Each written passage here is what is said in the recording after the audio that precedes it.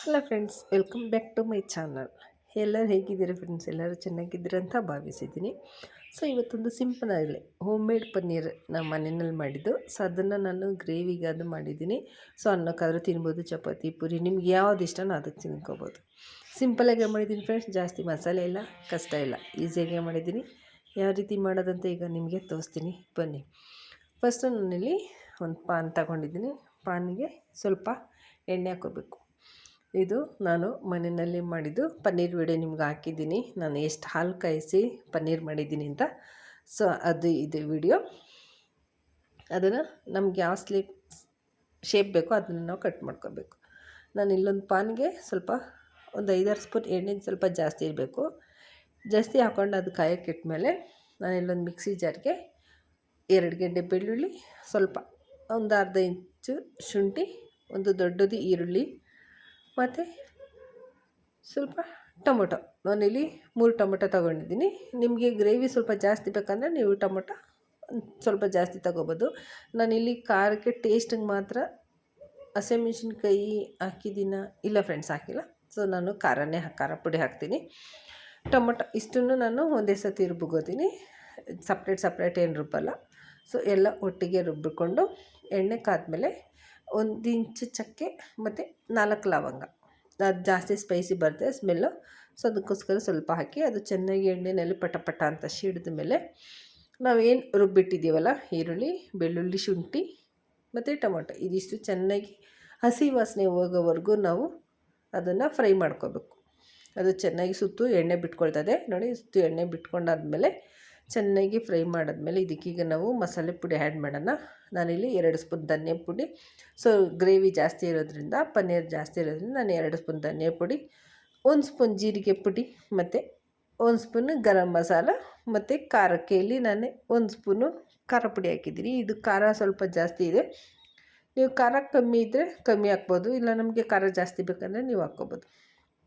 ಇದಿಷ್ಟು ಹಾಕಿ ಅದು ಚೆನ್ನಾಗಿ ಫ್ರೈ ಆದಮೇಲೆ ನಾವೇನು ಮಿಕ್ಸಿನಲ್ಲಿ ರುಬ್ಬಿರ್ತೀವಲ್ಲ ಫ್ರೆಂಡ್ಸ್, ಅದು ಮಸಾಲೆ ಇರುತ್ತೆ. ಸೊ ಅದನ್ನು ವೇಸ್ಟ್ ಮಾಡೋದು ಬೇಡ. ಸೊ ಅದಕ್ಕೆ ನೀರು ಹಾಕ್ಕೊಂಡು ಚೆನ್ನಾಗಿ ನಾವು ಆಡಿಸಿ ನಾವೇನು ಫ್ರೈ ಮಾಡಿದ್ದೀವಲ್ಲ ಮಸಾಲೆ, ಅದಕ್ಕೆ ಹಾಕ್ಕೊಂಡು ಅದನ್ನು ಚೆನ್ನಾಗಿ ನಾವು ಕುದಿಯೋಕ್ಕೆ ಬಿಟ್ಕೋಬೇಕು.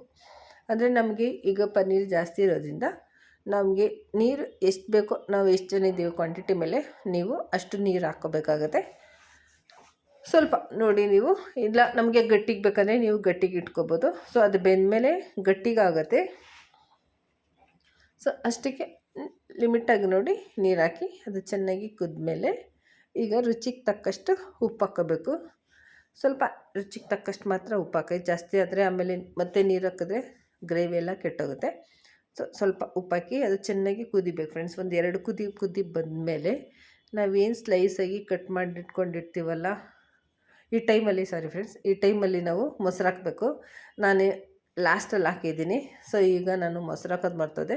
ಸೊ ನೀವು ಫಸ್ಟ್ ಈ ಮಸಾಲೆ ಎಲ್ಲ ನೀರು ಇಯೋಕ್ಕೆ ಮುಂಚೆ ನೀವು ಮೊಸರು ಹಾಕಿ, ಮೊಸರೆಲ್ಲ ಕುದ್ದಾದ್ಮೇಲೆ ನೀರು ಹಾಕಿ, ಕುದ್ಮೇಲೆ ಈಗ ನಾವು ಸಣ್ಣದಾಗಿ ಕಟ್ ಮಾಡ್ಕೊಂಡಿರೋ ಪನ್ನೀರ್ ಹಾಕಿದ್ದೀನಿ. ಪನ್ನೀರನ್ನ ಚೆನ್ನಾಗಿ ಅದು ಮಸಾಲೆ ಹಿಡ್ಕೋಬೇಕು ಅಂಥವರೆಗೂ ಅದನ್ನು ಸಣ್ಣ ಊರಿನಲ್ಲಿ ಬಿಡಬೇಕು. ಅದು ಬೆಂದಾದಮೇಲೆ ರುಚಿಗೆ ತಕ್ಕಷ್ಟು ಇಲ್ಲಿ ಸ್ವಲ್ಪ ನಾವು ಕಸ್ತೂರಿ ಮೇಥಿ ಹಾಕೋಣ. ಸ್ವಲ್ಪ ನಾವು ಕಸ್ತೂರಿ ಮೇಥಿನ ಕ್ರಷ್ ಮಾಡಿ ಹಾಕಿದ್ರೆ ಅದು ಫ್ಲೇವರ್ ಜಾಸ್ತಿ ಬರುತ್ತೆ. ಕ್ರಷ್ ಮಾಡಿ ಹಾಕಾದ್ಮೇಲೆ ನೋಡಿ ಫ್ರೆಂಡ್ಸ್, ನಾನು ಮೊಸರು ಇವಾಗ ಹಾಕಿದ್ದೀನಿ. ನಾನು ಫಸ್ಟ್ ಹೇಳಿದ್ದೀನಿ ನಿಮಗೆ ನೀರು ಹಾಕಿ ಮುಂಚೆ ಮೊಸರು ಹಾಕ್ಕೊಳ್ಳಿ ಅಂತ. ಸೊ ಇದು ನಾನೊಂದು ಮಿಸ್ಟೇಕ್ ಮಾಡಿರೋದು. ಸೊ ನಿಮ್ಮ ಕಡೆಯಿಂದ ನನಗೆ ಸಾರಿ ಇರಲಿ, ಓಕೆನಾ.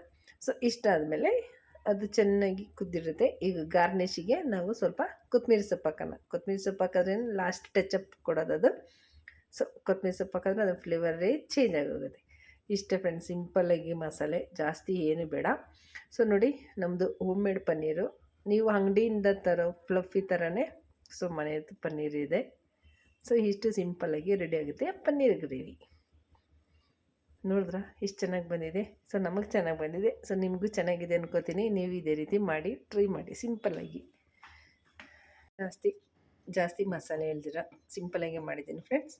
ಈಗ ಕೊನೆಯದಾಗಿ ಕೊತ್ತಂಬರಿ ಸೊಪ್ಪು ಹಾಕಿ ಅನ್ನಕ್ಕೆ ಹಾಕ್ಕೊಂಡು ತಿಂದರೆ paneer, home made paneer gravy ready ಆಗುತ್ತೆ. ಸೊ ಹೇಗೆ ಅನ್ನಿಸ್ತು? ಇಷ್ಟ ಆಯಿತಾ?